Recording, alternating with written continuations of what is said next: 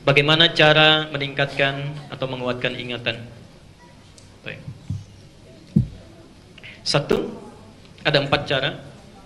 Kalau Anda ingin dikuatkan oleh Allah dalam menghafal atau belajar mengingat sesuatu, ada 4 cara. Dan ini jawaban terakhir kami. Yang sisanya insya Allah di pertemuan selanjutnya. Pertama, ada 4 sifat hafalan. 4 sifat hafalan sebelum kami terangkan caranya. Satu, ada orang yang cepat menghafal, jadi begitu disampaikan cepat hafalnya. Ya. Dan sulit lupanya. Sulit lupa. Di cepat hafal, sulit lupa, lambat lupanya. Satu, ini yang bagus. Yang kedua, ya, lambat hafalnya, tapi lambat juga lupanya. Ingatnya lama, setelah nempel juga susah lupanya. Yang ketiga, cepat hafalnya, cepat lupanya. Baru dihafalkan begini, oh hadis nomor sekian, keluar dari masjid lupa lagi. Bisa ya. Yang terakhir ini yang agak repot. Lambat hafalnya, cepat lupanya. Sudah ditulis-tulis, dia begitu dihafalkan, langsung lupa. Ini yang berbahaya. Ya. Anda pilih mana di antara yang 4 ini? Nah, cepat hafal, lambat. Kalau bisa cepat hafal, tidak lupa-lupa. Ya. Ada orang-orang tertentu yang masya Allah hafalnya cepat, bukan mau ingat, mau lupa susah. Bukan mau ingat, mau lupa susah. Ada yang begitu tuh. Di antaranya Imam Sulaiman, dikenal dengan Abu Daud. Kemarin saya ceritakan ya, yang lahir tahun 202 Hijriah. Abu Daud As-Sijistani. Itu ulama yang sangat luar biasa. Ketika menghafal cepat, mau lupa susah. Ya.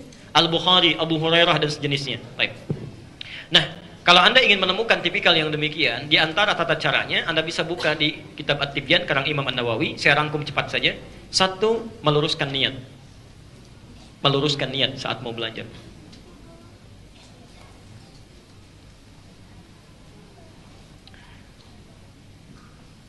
Biasanya kalau orang belajar itu, ya umumnya niatnya ada 2 kalau di psikologi pendidikan itu ya. Ada instruktif, ada ekstrintif. Ya. Di instruktif itu untuk dirinya sendiri mengumpulkan hafalan. Jadi belajar misalnya, ya, intrinsik jadi mendapatkan sesuatu untuk mengumpulkan pengetahuan, untuk kumpul aja, untuk kumpul di psikologi pendidikan modern yang saat ini. Jadi ada orang yang saat menghafal cuman pengen tahu, jadi pengen berilmu saja. Ya.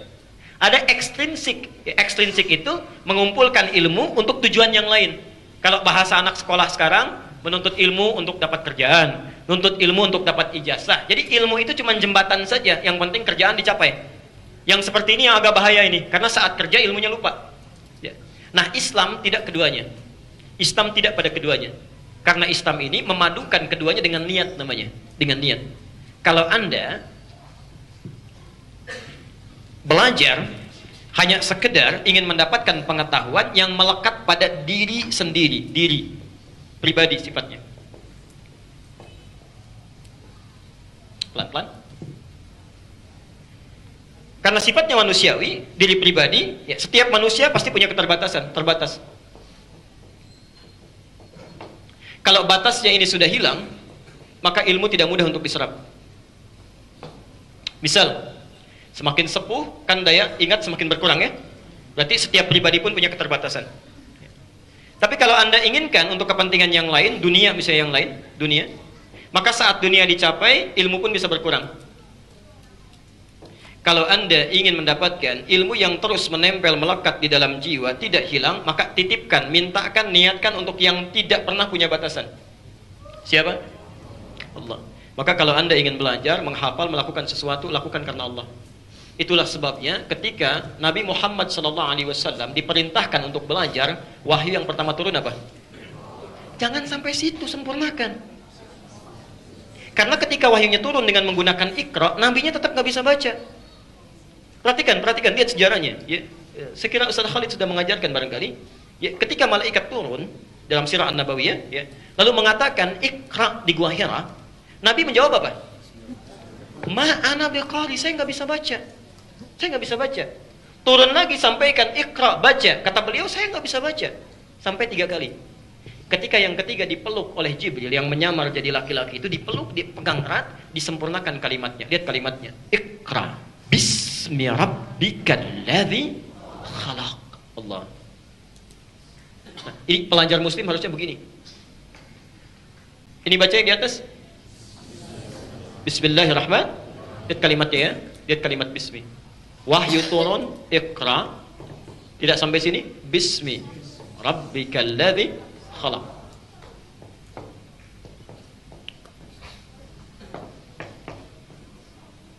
Satu, dua, tiga. Perhatikan sini. Saat kalimatnya disempurnakan, seketika Nabi bisa mengikuti bacaannya. Ya. Seakan-akan ada isyarat di sini, Muhammad baca. Jangan karena engkau tidak pernah punya guru yang mengajarkan. Kamu tidak pernah bisa ada kesempatan untuk belajar.